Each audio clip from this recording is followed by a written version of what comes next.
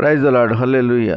ఈరోజు దేవుని వాగ్దానము పరిశుద్ధ గ్రంథము నుండి కీర్తన గ్రంథము 32వ అధ్యాయము 2వ వచనం.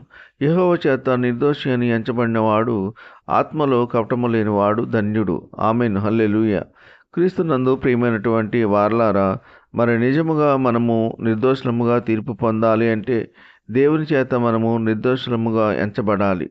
మన యొక్క భయభక్తులను బట్టి, మన యొక్క యథార్థతను బట్టి, మన యొక్క నీతిని బట్టి, మన యొక్క ప్రవర్తనను బట్టి ఆ దేవాది దేవుడు మనలను నిర్దోషులుగా, దేవునికి ప్రియమైన వారముగా, ఆయనకు ఇష్టలముగా ఎంచబడతాము.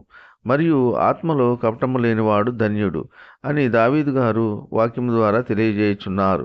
దావీదు మహారాజు గారు దేవుని యొక్క ధన్యతను పొందుకున్నారు, ఆయన కృపను పొందుకున్నారు. మరి నిజముగా ప్రియులారా, ఆత్మలో కపటము లేనివాడు అనగా హృదయములో అనగా అంతరంగములో కపటము లేనివాడు ధన్యుడు. అనగా మనసులో ఒకటి దాచి ఉంచి పైకి వేరే విధంగా మాట్లాడకూడదు. ఇటువంటి వారు కపటముగా ప్రవర్తించువారు. హృదయంలో, అంతరంగంలో, ఆత్మలో ఒకేలా ఉండాలి, బయటకు ఒకేలా ఉండాలి. ఆత్మలో కపటం లేనివాడు ధన్యుడుగా ఎంచబడతాడు. ఈ కొద్ది మాటలు దేవుడు దీవించునుగాక. ఆమెన్.